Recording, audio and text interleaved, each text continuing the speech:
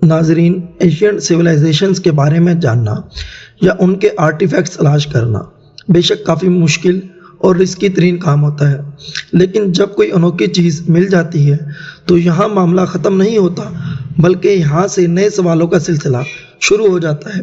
ایسے سوال جن کے جواب تلاش کرنے میں یا تو کئی صدیاں گزر جاتی ہیں یا پھر ان کے جواب مل ہی نہیں پاتے۔ آج آپ 4 ایسے ڈسکوریز کے بارے میں جانیں گے جو ڈسکور ہونے کے بعد آج تک مسٹری بنی ہوئی ہے۔ تو آئیے شروع کرتے ہیں۔ حسنین احمد یوٹیوب چینل پر آپ کو ویلکم۔ آپ ان ڈسکوریز کو دیکھیں اور اپنی رائے کمنٹ سیکشن میں ضرور بتائیے گا۔ ویڈیو پسند آنے کی صورت میں چینل کو سبسکرائب کرنا مت بھولیے گا۔ Number 1، camel carvings. Saudi Arabia کے ریگستان کے بیچوں بیچ پتھروں کے بڑے بڑے پہاڑ موجود ہیں۔ ان پہاڑوں کی خاص بات یہ ہے کہ ان پر مختلف جانوروں کے اسکلپچرز بڑی مہارت سے بنائے گئے تھے۔ یہ اسکلپچرز آخر اس ویرانے میں بنائے کس نے تھے؟ جب اس پر مزید تحقیق کی گئی تو حیرت انگیز طور پر وہ کچھ جاننے کو ملا جو آج سے پہلے کسی کو معلوم نہیں تھا۔ یہ بات اتنی پرانی تو نہیں ہے کہ جب 2018 میں سعودی عرب کے ڈیزرٹ کے بیچوں بیچ پتھروں کے بڑے بڑے پہاڑوں پر لوگوں کو اونٹ کی کارونگز دیکھنے کو ملی۔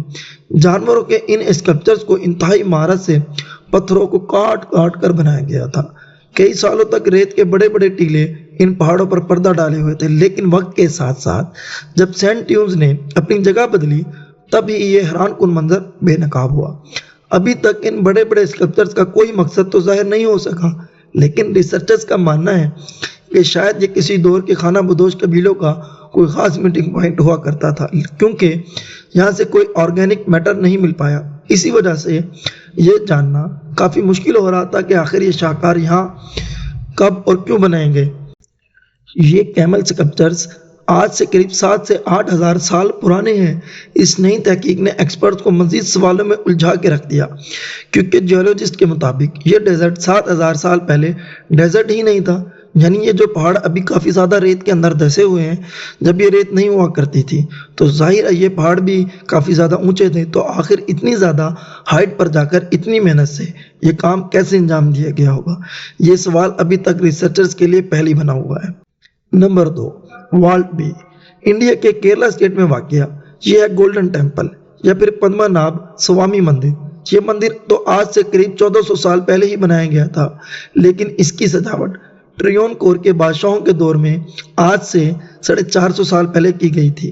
اس مندر کی خاص بات یہ ہے کہ اس میں 5 ایسے خفیہ کمرے بنے ہوئے ہیں جن کو کئی صدیوں سے نہیں کھولا گیا، کیونکہ لوگوں کا ماننا ہے کہ ان سیکرٹ کمروں کو کھولنا خطرے سے خالی نہیں۔ 2011 میں ایک ریٹائرڈ IPS آفیسر نے انڈین سپریم کورٹ میں اس مندر کے خفیہ کمروں کو کھولنے کے لیے پٹیشن داخل کی۔ ان 5 کمروں کو A، B، C، D اور E کا نام دیے گئے اور سپریم کورٹ کے حکم پر ان دروازوں کو کھولنے کا عمل شروع کر دیا گیا۔ ان 5 کمروں میں سے ایک کمرے کے باہر انتہائی خوفناک کوبرے بنے ہوئے ہیں اور اس کو والٹ بی کا نام دیا گیا۔ یہ دروازے بھاری لوہے سے بنے ہوئے ہیں جن کو کھولنا کافی زیادہ مشکل تھا، لیکن بہرحال جب 5 میں سے 4 کمروں کے دروازے کھولے گئے تو اس کے اندر جو کچھ موجود تھا وہ کسی کے وہم و گمان میں بھی نہیں تھا۔ چاروں کمروں سے بے شمار خزانوں سے بھرے پڑے تھے، جس میں سونے کے سکے، ڈائمنڈز، قیمتی پتھر، بھاری سونے کے نیکلیس بھی شامل تھے۔ اتنا زیادہ خزانہ آج سے پہلے کہیں سے برآمد نہیں ہوا تھا۔ 5واں کمرہ جس کو والٹ بی کا نام دیا گیا تھا، وہ لاکھ کوشش کرنے کے باوجود بھی کسی سے بھی نہیں کھل پایا۔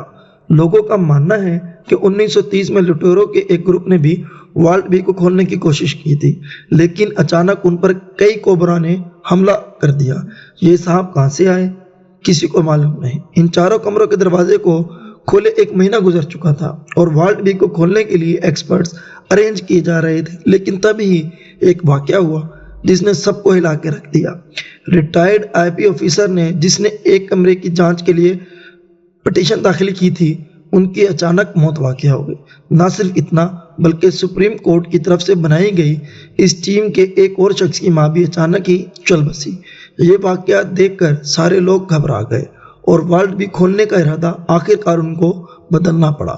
پچھلی کئی صدیوں سے اس مندر کا یہ پراسرار والٹ بھی تاحال بند پڑا ہے اور اس کے اندر کیا کچھ موجود ہے یہ کسی کو بھی معلوم نہیں ہے۔ نمبر 3، ہانٹڈ آئی لینڈ۔ سویڈن کے ساحل سمندر سے 13 کلومیٹر دور ایک ایسا آئی لینڈ موجود ہے جہاں کے بارے میں کئی خوفناک کہانیاں بتائی جاتی ہیں۔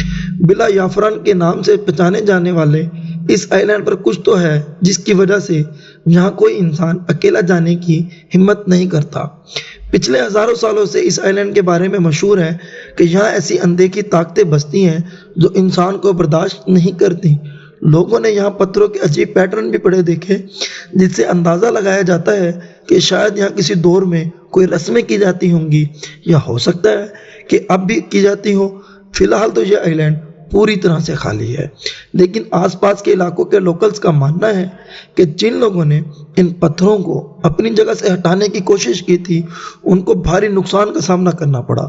2014 میں آرکیالوجسٹ کی ایک ٹیم نے اس آئی لینڈ کا دورہ کیا اور مختلف ٹیسٹ کرنے کے بعد جو رزلٹ ان کے سامنے آیا وہ واقعی کافی زیادہ حیران کن تھا۔ جی ہاں، ان پتھروں کے علاوہ یہاں 2 غاریں بھی ہیں جہاں کافی کچھ اب نارمل دیکھا گیا۔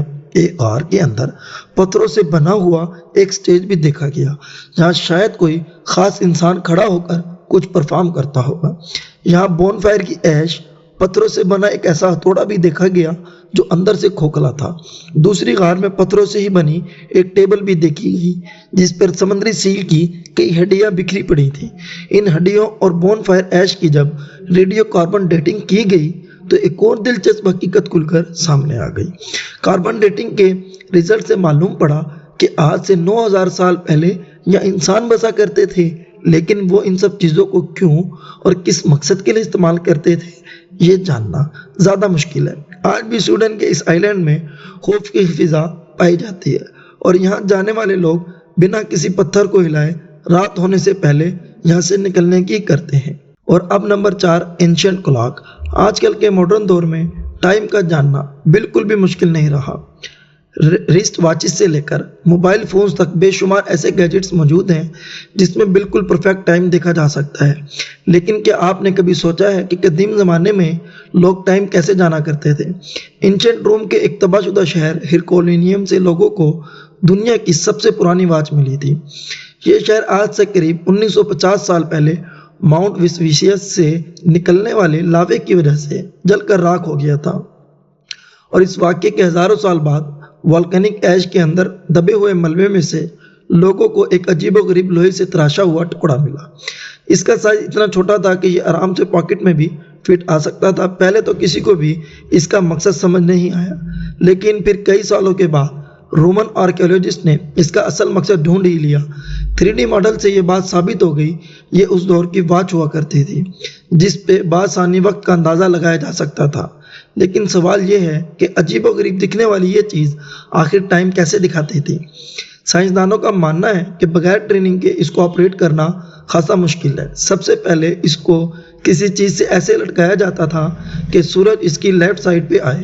اس میں جو یہ سکوائرز آپ دیکھ رہے ہیں، یہ ایک سکوائر آدھے گھنٹے کو شو کرتا ہے۔ صبح کے وقت جب اس ڈنڈی کا شیڈو سب سے رائٹ والے سکوائر پہ آئے گا، اس کا مطلب ہوگا کہ ابھی صبح کے 9 بجے ہیں۔ اسی طرح جب سورج بالکل پیک پہ آ جاتا ہے تب یہ شیڈو سب سے نیچے والے بلاک پہ آتا ہے، جس کا مطلب یہ ہے کہ اب دن کے 12 بج چکے ہیں۔ 12 بجے کے بعد اگر ٹائم دیکھنا ہو تو اس کی ڈائریکشن دوبارہ سیٹ کرنا پڑتی ہے، کیونکہ اب سورج اس کے لیفٹ پہ نہیں بلکہ بیک پہ جا چکا ہوگا۔ 12 سے 3، پھر 3 سے شام کے 6 بجے تک یہ بالکل پرفیکٹ ٹائم دکھاتا تھا۔ ایکسپرٹس کا ماننا ہے کہ اس دور میں لوگوں کو منٹس کی ضرورت نہیں ہوا کرتی تھی، بس ان کے لیے یہ جاننا ہی کافی تھا کہ سورج ڈھلنے میں کتنا وقت بچا ہے، اور یہ اس اینشنٹ سن ڈائل سے جاننا کافی زیادہ آسان ہو چکا تھا، جو شاید اس دور کا ایک ماڈرن گیجٹ ہوا کرتا تھا۔ لیکن صرف ایک سوال ایکسپرٹس کو پریشان کر رہا ہے کہ آخر اتنے بڑے شہر میں سے صرف ایک ہی سن ڈائل کیوں ملا؟ ناظرین، اپنے کمنٹ سے لازمی مجھے بتائیے گا کہ آپ ان کے متعلق کیا رائے رکھتے ہیں، اور میری ویڈیو کو لائک شیئر کرنا مت بھولیے گا۔ ملتے ہیں اگلی شاندار ویڈیو میں۔ اللہ حافظ۔